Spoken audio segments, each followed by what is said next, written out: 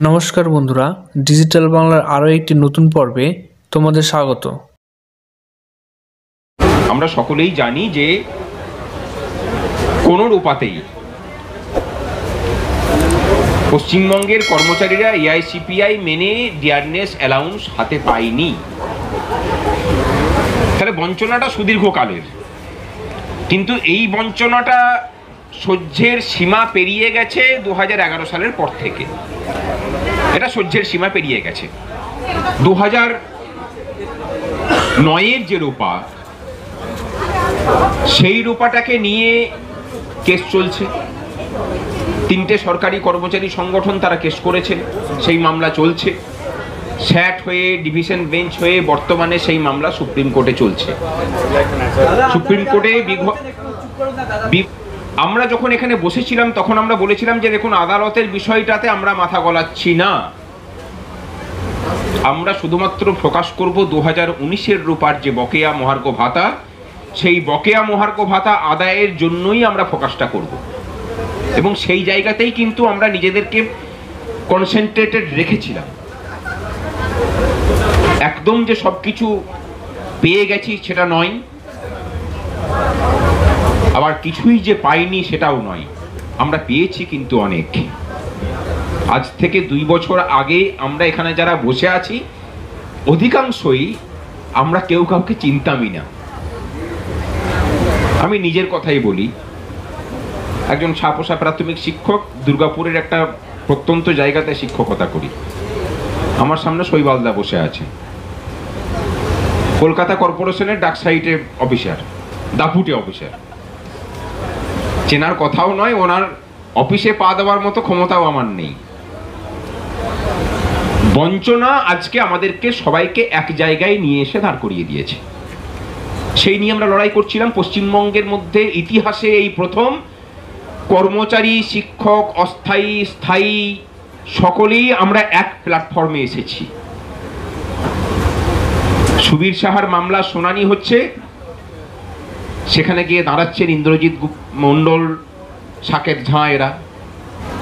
ভাস্কর ঘোষকে মামলা দিচ্ছে, সেখানে গিয়ে সুবীর সাহারা তদারকি করছেন। এটুকুতেই মনে হয় এই মঞ্চের সার্থকতাটা প্রস্ফুটিত হয়ে গেছে। আর নতুন করে কিছু চাওয়ার নেই। আমরা বঞ্চিত হয়েছিলাম তার কারণ আমাদেরকে শতভাগে বিভক্ত করে রাখা হয়েছিল বলে। এখন বঞ্চনাটা মিটছে তার কারণ আমরা এক হতে পারছি বলে। যে যত বিভক্ত হবেন তত বঞ্চনার বাহার বাড়বে। আর যদি এক হতে পারি, একে অপরের কাঁধে চেপে আমরা বঞ্চনার পাহাড়টাকে ডিঙোতে পারবো। তফাৎটা হচ্ছে এই জায়গাতেই। লড়াই চলছে। আমরা দেখলাম যে জং ধরে যাওয়া ডিএর চাকাটা অল্প অল্প করে খুলতে শুরু করেছে। অত্যাচারী শাসকের কর্মচারীদের প্রতি বাক্যবাণের পরিবর্তন হচ্ছে। সরকারি প্রশাসন ব্যবস্থা আমাদেরকে ভয় পেতে শুরু করেছেন। আমরা একের পর এক দাবি সরকারের কাছে চাপ দিয়ে আদায় করতে পারছি। তার পাশে পাশে আরেকটা স্রোত দেখতে পাচ্ছি, যে আমাদের অবসরপ্রাপ্ত কর্মচারী, যাদের নুনান্তে পান্তা ফুরোনোর দশা, 8,000, 9,000, 10,000, 11,000 টাকা পেনশন পান, তাদের কয়েক লক্ষ টাকা সরকারের ঘরে গচ্ছিত রয়েছে শুধুমাত্র একটা মামলার শুনানি না হওয়ার জন্য। আর ওই মামলাটার শুনানি হওয়ার সাথে কিন্তু আমাদেরকেও শুনতে হচ্ছে, না মামলাটা তো একটা মামলার তো ফয়সলা হয়নি, আপনারা কি করে অধিকার বলে দাবি করছেন। আমরা কাউন্টার করছি, কিন্তু তারা একটা কথা বলার সুযোগ পাচ্ছেন, মামলা তো বিচারাধীন। 13তম শুনানিতে এসে পড়ে আমরা ঠিক করলাম যে এই মামলায় সংগ্রামী যৌথ মঞ্চ না ঢুকলে, যে চক্রব্যূহর মধ্যে সুপ্রিম কোর্টে গিয়ে রাজ্য সরকারি কর্মচারী শিক্ষকদের ভাগ্যটা বন্দী হয়েছে, সেই চক্রব্যূহ ভেদ করা যাবে না। প্রশ্ন হতে পারে যে কেন আমরা এই কথাটা বলছি যে চক্রব্যূহ ভেদ করার জন্য সংগ্রামী যৌথ মঞ্চকেই ঢুকতে হবে। তার কারণ মামলা পরিচালনার ক্ষেত্রে সংগ্রামী যৌথ মঞ্চের বিগত 2 বছরের যে অভিজ্ঞতা, যে মুন্সিয়ানা, যে অপরাজেয় পতাকা লকলক করে আকাশে উঠছে, সেটাই এখনো পর্যন্ত সংগ্রামী যৌথ মঞ্চের নামে করা কোনো মামলায় আমরা হারিনি। এমনকি সরকারি কর্মচারীদের স্যাট ছাড়া অন্য কোনো গতি নেই, সেই মিথটাকেও আমরা সযত্নে ভেঙেছি। মামলার স্যাটে শুনানি হয়নি, কিন্তু হাইকোর্টে শুনানি করিয়ে নিয়েছি। এটা শুধুমাত্র আইনটার উপরে আমাদের দখলটাকেই প্রমাণ করে, এবং সেই জায়গা থেকেই আমরা বর্তমানে আত্মবিশ্বাসী যে এই মামলাটাতে যুক্ত হলে পরে এই মামলাটার মোড় আমরা ঘোরাতে পারবো। প্রশ্ন হতে পারে যে তাহলে যারা এতদিন থেকে লড়ছিলেন তারা কি ব্যর্থ হলেন? না, একদমই নয়। আমরা যাচ্ছি তাদের হাতটাকে শক্ত করার জন্য, কোনো প্রতিদ্বন্দ্বী হিসাবে এই মামলায় আমরা ঢুকছি না। যে মামলাকারী 3টে সংগঠন আছে তাদের হাতটাকে শক্ত করার জন্যই আমরা ঢুকছি। তাহলে এখানে আবার আরেকটা প্রশ্ন হতে পারে যে তাদেরকেই তো আমরা উকিল দিয়ে সাহায্য করতে পারতাম, সেটা না করে আমরা ঢুকলাম কেন? তাদের মধ্যে একটা মামলাকারী সংগঠনকে এই সংগ্রামী যৌথ মঞ্চ, তার সহযোগী কর্মচারী সংগঠনরা, রাজ্যের আপামর শিক্ষক শিক্ষিকারা মোটামুটি 20 লক্ষ টাকা দিয়েছেন। একটা নাম করা উকিলও কিন্তু দাঁড় করাননি। 20 লাখ টাকায় অন্তত একটা দিনের জন্য কোনো নাম করা উকিলকে দাঁড় করাতে পারতেন, দাঁড় করাননি তারা। আর একটা মামলায় উকিল প্রোভাইড করা আর নিজেরা তদারকি করে সেই মামলাকে এগিয়ে নিয়ে যাওয়া, দুটোর মধ্যে তফাৎ আছে। এই তফাৎ আছে বলেই আমরা এটাতে ঢোকার সিদ্ধান্তটা নিয়েছি। আর এই সুযোগেই তারা তাদের পকেটে ঢুকিয়ে রাখা একটা তাসকে তারা ফেলেছেন, বিভেদের তাস।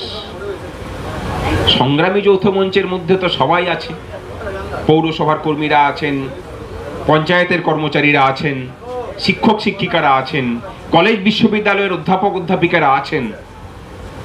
তাহলে ঢুকলে তো এই মামলাটা ঘেঁটে যাবে। অনেককে ইঙ্গিত করছেন যে বুদ্ধিমান লোক ইশারাতে বুঝে নিন। সেই বুদ্ধিমান লোকদেরকে জানাই যে সংগ্রামী যৌথ মঞ্চ কোনো প্রবঞ্চনা করার জন্য মামলায় ঢুকছে না। এই মামলাটা মূল রূপার উপরে মামলা।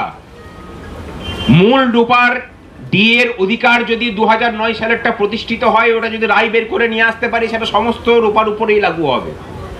এখানে সরকারও বলতে পারে না যে শুধুমাত্র ওদেরকে দেবো, বাকিদেরকে দেবো না। যদি বলে তখন সেই লড়াইটা সংগ্রামী যৌথ মঞ্চ নিজে বুঝে নেবে। ভরসা দিচ্ছি। আপাতত ওই মামলাতে যে লড়াই চলছে সেই লড়াইটাই চলবে। আমরা পার্টি অ্যাডিশন হয়ে আমাদের পক্ষের কথাটা কোনো নামকরা আইনজীবীদেরকে দিয়ে বলানো করানো হবে, এর বাইরে আমাদের কোনো ভূমিকা নেই। লড়াইটা কিভাবে কন্ডাক্ট হবে? অনেকে বলছেন যে সংগ্রামী যৌথ মঞ্চে যে যুক্ত হবে তার জন্য তো 3টে ডেট লাগতে পারে। 13টা ডেট তো চাতক পাখি হয়ে কাটিয়েছেন। আমরা মনে করছি যে লাগবে না। মামলাটাকে 25শে মের আগেই আমরা হয়তো মেনশন করিয়ে শুনানির জন্য তুলব। 25শে মার্চ নতুন বেঞ্চে মামলা ফিক্সড হবে। আমাদের পিটিশন রেডি, পিটিশন ফাইল হবে যে কোনো দিনই। আইনজীবীদের একাধিক টিম এখানে কাজ করছেন একদম ফুল প্রুফ একটা পিটিশন বানানোর জন্য। এবং মামলাটা রাজ্যের কর্মচারীরা জিতবেন, সংগ্রামী যৌথ মঞ্চ জিতবে আমরা কিন্তু একবারও বলছি না। এই মামলা জিতে গেলে সংগ্রামী যৌথ মঞ্চকে কোনো কৃতিত্ব দিতে হবে না রাজ্যের কর্মচারী শিক্ষকদের। যা কৃতিত্ব দেওয়ার এতদিন থেকে যারা লড়াই করেছেন তাদেরকেই দেবেন।